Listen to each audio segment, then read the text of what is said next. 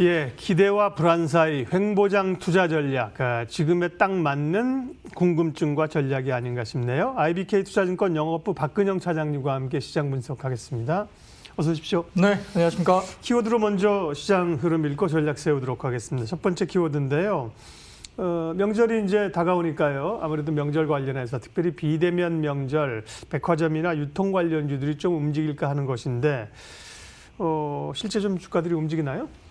네, 이제 사실 이제 이번에 5인 미만 관련된 이슈가 있지 않습니까? 네. 그렇기 때문에 뭐 마음과 같지 않게 못 가시는 분도 꽤 많은데 김영란법 관련된 부분들이 다소 완화가 되면서 최근에 오히려 이제 선물 관련된 그 백화점 쪽의 매출단이 상당히 많이 크게 올라오고 있다는 뉴스들이 계속 나오고 있기 때문에 이런 부분도 최근에 이런 소매 유통 쪽에 상당히 호재로 작용할 수 있는 부분입니다. 1분기 실적이 기저 효과가 본격화될 가능성이 있는데요. 이제 첫 번째로는 최근에 이제 주가가 좋았던 롯데 하이마트 경우입니다. 매출은 늘고 비용은 줄고 있는데 점포수를 계속 줄이고 있습니다. 점포수가 2020년 기준 448개로 전년비 18개 정도의 점포수가 줄고 있고요. 올해 15개 정도가 폐점 예정인데 실제 롯데마트 경우가 20개 이상 폐점이 계획되어 있기 때문에 하이마트 폐점 수는 좀 더 늘 가능성이 있습니다. 다만 이제 가전 수요가 여전히 좋은 상태라서 폐점이 계속되면서 매출은 올라가고 있고 고정인건비라든지 이런 비용 부분들이 빠지기 때문에 이익단이 굉장히 좋아지는 모습이 있는 상황이고요. 냉장고, 세탁기, TV 등과 더불어서 스타일러라든지 고가 헤어드라이어 같은 부분도 카테고리가 확장되고 있는 상황이고 실질적으로 지금 1분기도 전년도 베이스가 낮고요. 전반적으로 영업이익단이 올해 1분기 340억 정도 추정이 되면서 전년비 75% 정도 증가할 것으로 보입니다. 12개월 포워드 밸류에이션도 약 7.5배 정도 수준이기 때문에 굉장히 여유 있는 밸류에이션을 볼 수 있겠고요.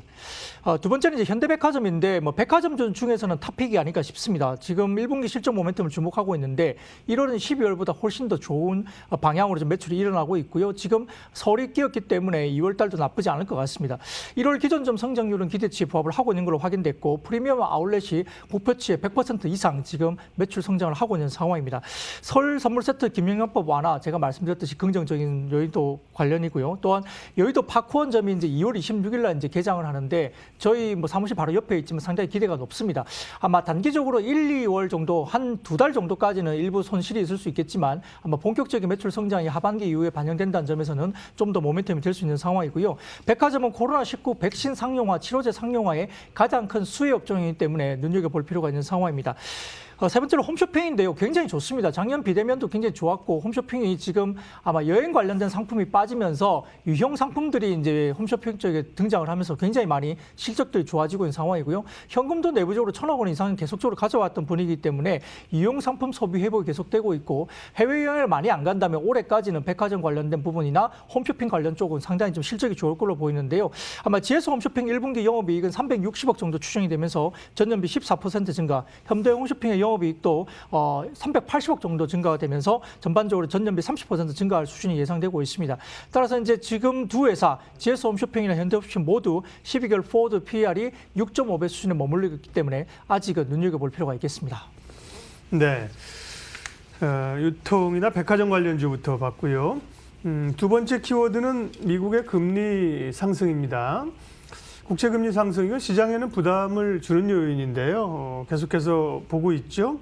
은행주나 금융주에게는 좋은 요인인가요? 네, 이제 미국 국채금리 상승 최근에 두드러지게 나타났고 특히 10년물 국채금리가 이제 올라오고 있는데 기대 인플레이션이나 이런 것들이 올라오고는 있지만 또 뭐 여러 가지 부분에서 명목금리 이런 것들 때문에 실질금리가 그렇게 급등하고 있지는 않고요. 아직까지 마이너스권입니다. 다만 이제 미국 국채금리 상승이 이루어지고 있기 때문에 미국도 금융주 중심으로 주가들이 최근에 오르고 있고요. 은행도 지금 이제 국내 은행 같은 경우도 4분기 실적이 발표가 되면서 상당히 불확실성도 많이 해소된 걸로 보입니다. 추가적인 장기물 국채금리 추가 상승은 분명히 있을 것으로 보고 있는 상황이고 글로벌 원자재 가격 급등으로 물가 상승에 대한 압력이 있는 상황이기 때문에 아마 미국 국채금리 오버슈팅도 충분히 나올 수 있는 부분이기 때문에 은행주나 이런 뭐 보험주 같은 경우는 금리에 대한 상승에 대한 배팅을 충분히 할 수 있는 종목이 아닐까 싶습니다. 탑픽으로는 하나금융지주를 말씀드리고 싶은데요. 지금 아마 작년 같은 경우에 모든 분기가 서프라이즈를 낸 유일한 그 금융주가 아마 하나금융지주인 것 같습니다. 4분기 순이익도 5,330억 정도 수준으로 컨센서스를 50% 10% 이상 급등하면서 큰 폭 상회해 있는 상황이고요. 금투라든지 캐피탈, 카드 등 비은행 계열사들의 실적이 굉장히 좋았다 볼 수 있는 상황입니다. 또한 배당 수익률도 5.4% 정도 수준이기 때문에 아마 은행주 중에서는 가장 높은 배당 수익률이 아닐까 싶은 상황이고요. 또한 전반적으로 지금 이제 4분기에 이제 코로나 충당금을 1,082억까지 충당금을 했고요. 루프탑 펀드 등을 포함해서 사모펀드에 대해서 이제 선비용 관련된 인식을 비용으로 인식을 미리 해놨기 때문에 올해 같은 경우도 아마 이제 2조 7천억 정도의 순이익 실현은 무리가 없는 상황입니다. 아마 KB금융이나 신한지주 같은 경우도 대형사로서 관심이 많을 수 있는데요. 이 두 종목들은 거의 PBR이 0.39배, 0.4배 정도까지 올라왔는데 하나금융지주는 ROE가 8.3%까지 올라오면서 아마 금융주 중에서는 가장 높은 ROE인데 불구하고 PBR이 지금 0.32배 정도밖에 안 되기 때문에 KB나 신한금융지주에 대해서도 굉장히 저평가입니다. 그래서 탑픽은 하나금융지주로 말씀드릴 수 있겠습니다. 근데 이제 재무 건전성 때문에 정부가 이제 배당 성향을 좀 줄이라고 압박을 하고 있어서 이제 은행주 하면 배당 기대감인데요. 그런 요인들은 얼마나 작용할 걸로 보세요? 일단 올해 6월 달까지 정도의 그 입법이기 때문에 네. 작년 같은 경우도 배당을 줄이라고 얘기했지만 하나금융지주는 아주 꿋꿋하게 지난 반기 배당을 했습니다. 올해 같은 경우도 마찬가지라고 생각하고 있고요. 배당 관련된 부분들은 더 올라갈 가능성이 높다 보고 있는 상황이어서 상당히 걱정거리는 아니다 볼 수 있겠습니다. 네, 은행주 관심 있게 보라고 말씀하셨고요. 세 번째 키워드 확인하도록 하겠습니다. 다음 세 번째는요. 롯데케미칼 개별 기업에 관한 이슈입니다. 대산공장 재가동 그리고 친환경 전략 주목할 필요 있다는 말씀이시죠? 네, 화학업종은 아직까지도 지금 경기 민감 관련된 부분에서 탑픽 업종으로 말씀드릴 수밖에 없는 상황인데요. 네. 물론 이제 지금 말씀하신 롯데케미칼 포함해서 뭐 금호석유, 효성 TNC, 효성화학 그리고 코오롱 인더 이렇게까지 해서 상당히 좋을 수밖에 없는 상황이고 아마 올해 상반기까지는 어닝 서프라이즈가 시장이 생각하는 것보다 훨씬 더 강하게 나올 가능성이 높기 때문에 여전히 조정 시에는 뭐 굉장히 주목을 가지고 비중 확대를 할 수 있는 구간이 아닌가 싶습니다. 일단 롯데케미칼 같은 경우는 업황이 뚜렷한 반등세를 나타나고 있다는 점과 그리고 대산 NCC 정상화 때문에 실적이 빠르게 좀 더 우상한 그림이 그려지는 상황입니다. 또한 이제 회사에 관련된 여러 가지 DNA 변화가 친환경 쪽으로 지금 전략이 굉장히 수정되고 있기 때문에 멀티플 상향 조정도 충분히 가능한 상황인 것 같습니다. 단기적인 플레이보다는 조금 길게 상반기 정도까지는 좀 끌고 간다는 모습을 가져도 크게 무리는 없을 것 같은데요. 특히 이제 2022년에서 24년까지 대산의 HPC라든지 여러 가지 롯데 GS화학 등 차례로 이제 완공이 이제 이야기되고 있는 상황인데요. 롯데케미칼의 그 에틸렌 캐파가 글로벌 7, 8위 정도까지는 충분히 올라올 수 있는 상황입니다. 전체적으로 지금 이제 PTA 같은 경우에 부진 사업이었는데 이 구조 조정이 작년에 완료가 됐고요. 2020년도부터는 이러한 비용단에 대한 적자가 나오거나 실제적으로 영업이익률이 별로 안 좋은 섹터는 상당히 구조적으로 이미 완료가 됐습니다.